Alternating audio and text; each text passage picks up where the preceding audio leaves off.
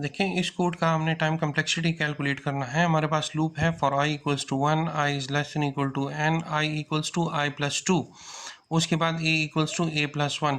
तो अगर आप देखें लेट सपोज हम n की जो वैल्यू है इसको हम कंसिडर कर रहे हैं 4, n इक्वल्स टू 4। तो यहाँ देखें 1 इज लेस देन 4, तो ये जो स्टेटमेंट है ये आपके पास वन टाइम एग्जीक्यूट हो गया है। कंडीशन ट्रू है तो ये कोड एग्जीक्यूट होगा, तो ये कोड भी आपके पास वन टाइम एग्जीक्यूट हो गया है। कंट्रोल यहाँ से यहाँ शिफ्ट होगा, तो अब i की वैल्यू आपके पास क्या हो जाएगी 1 प्लस 2, तो ये 3 हो जाएगी। That means 3 is less then 4, तो ये स्टेटमेंट दोबारा एग्जीक्यूट हो गई है। उसके बाद जब कंडीशन ट्रू है तो कंट्रोल इधर शिफ्ट होगा और ये लाइन एग्जीक्यूट होगी। इसके बाद कंट्रोल वापस लूप में शिफ्ट होगा, तो 3 प्लस 2 इज़ 5। यहाँ की कंडीशन चेक किया जाएगा 5 इज़ लेस देन 4, जो कि गलत है, बट ये लाइन तो एग्जीक्यूट हो गई है, तो +1 ये काउंट होगा। जब ये कंडीशन गलत है तो ये यहाँ पर कंट्रोल शिफ्ट नहीं होगा, तो ये लाइन एग्जीक्यूट नहीं होगी।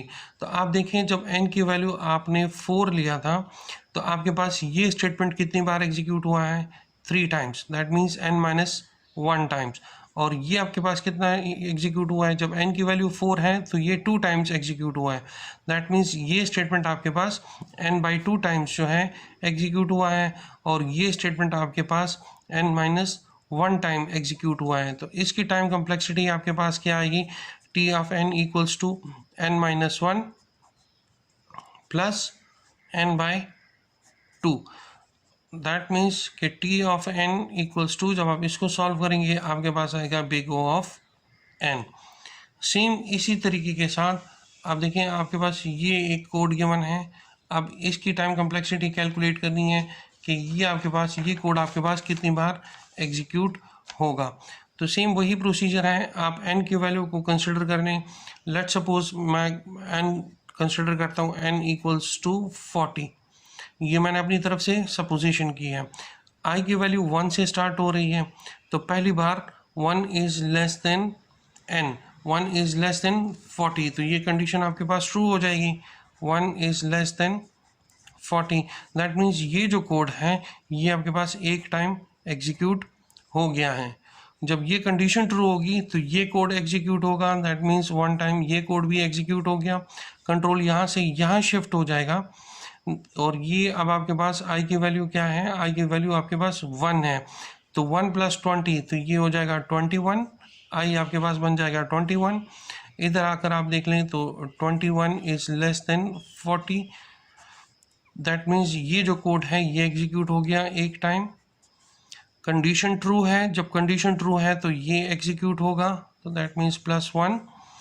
उसके बाद कंट्रोल यहाँ से वापस यहाँ शिफ्ट हो जाएगा, i की वैल्यू 21 है, 21 + 20 दैट मीन्स 41।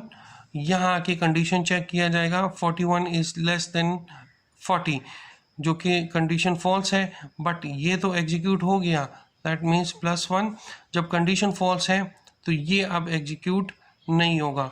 तो आप देखिए जब हमने n की वैल्यू को 40 कंसिडर किया था तो ये स्टेटमेंट हमारे पास 3 टाइम्स एग्जीक्यूट हुआ है, और ये जो स्टेटमेंट है ये मेरे पास 2 टाइम्स जो है एग्जीक्यूट हुआ है। तो अब देखें सेम पिछले प्रॉब्लम की तरह ये कोड कितनी बार एग्जीक्यूट होगा, n-1 टाइम एग्जीक्यूट होगा, और ये कोड जो है ये कितनी बार एग्जीक्यूट होगा, ये n/20 टाइम्स जो है एग्जीक्यूट आपके पास होगा। दिस विल बी n-, तो इसको देखें ये लाइन आपके पास कितनी बार एग्जीक्यूट हुआ है 3 टाइम्स। दैट मीन्स अगर हमने n40 लिया था तो ये कोड आपके पास 3 टाइम्स एग्जीक्यूट हुआ है। तो इसको मैं कैसे लिख सकता हूँ, दैट मीन्स n/2 - 1,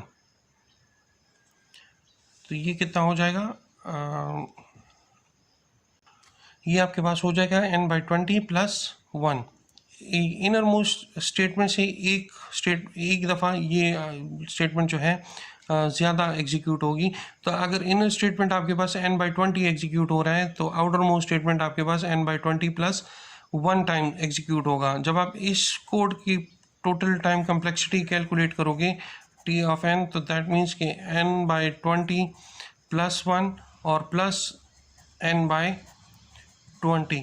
जब आप इसको फर्दर सिंप्लीफाई करेंगे आपके पास इसकी टाइम कम्प्लेक्सिटी जो आएगी वो आपके पास आएगी T of N equals to order of N times. I hope आपको ये समझ आ गया होगा। प्रैक्टिस के लिए कुछ और एग्जाम्पल्स सॉल्व करेंगे।